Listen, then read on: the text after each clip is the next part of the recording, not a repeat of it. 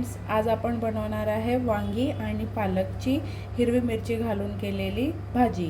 तर ही 4 वांगी मी धुवून पाण्यामध्ये ठेवलेली होती आणि ही अर्धा गड्डी पालक अशी धुवून कापून ठेवली। आता आपण करूयात फोडणीची तयारी। अर्धा चमचे जिरे, इथे मी 2 टोमॅटो, एक छोटा कांदा आणि 3 हिरव्या मिरच्या अशा कापल्या। आता हे आपल्याला एकसाथच याच्यामध्ये तेलामध्ये टाकायचं।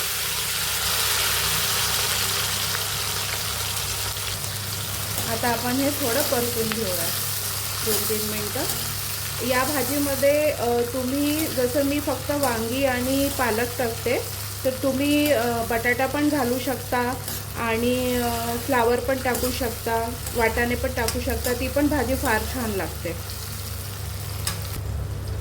अर्धा चमचा आलं लसणाची पेस्ट, याला आपण परतून घेऊयात व्यवस्थित।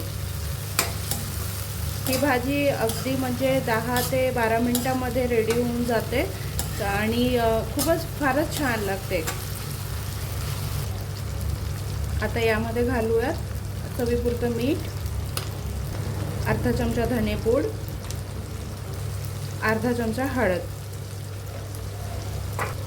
आणि आता याला 1-2 मिनिटं मिक्स करूयात। या भाजीला ना काही जास्त मसाले वगैरे टाकायची गरज नाही आहे, या 2-3 मसाल्यांमध्येच भाजी छान होते। आता 2 मिनिटं याला झाकून ठेवूया। 2 मिनिटं झाली आहे। आता सगळं कांदा टोमॅटो मऊ झालेला आहे। एकदा अजून परतून घेऊयात आणि आता यामध्ये धुवून ठेवलेले वांगी घालूयात।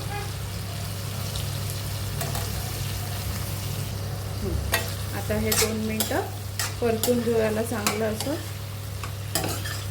छान।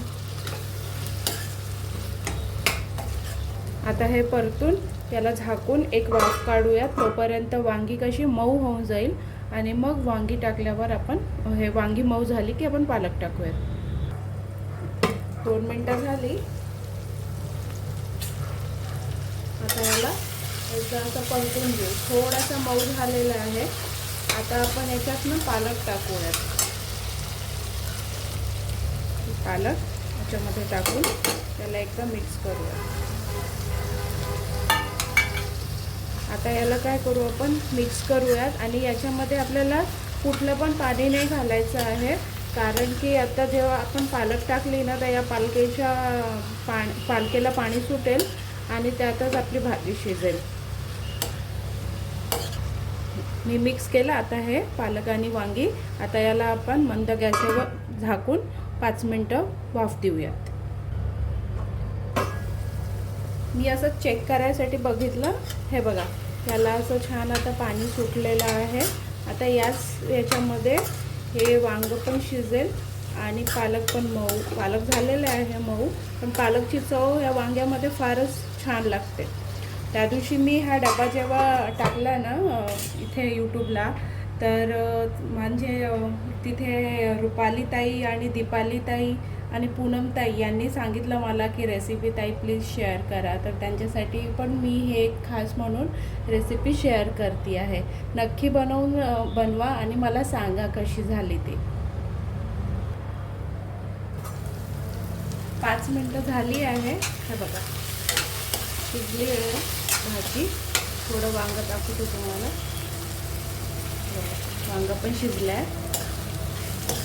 तरी आता याच्यामध्ये आता आपण टाकूया कोथिंबीर। यामध्ये ना जेवढी कोथिंबीर टाकली ना, त्याचा पण एक फ्लेवर आणि स्वाद खूप छान येते।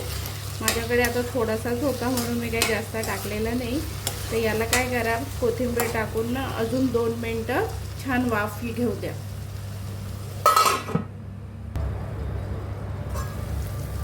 कोथिंबीर टाकून कसं 2 मिनिटं ठेवलं होतं आपण, वाफ दिली होती। आता भाजी ही पूर्णपणे शिजली आहे। आता आपण याला सर्व करूया।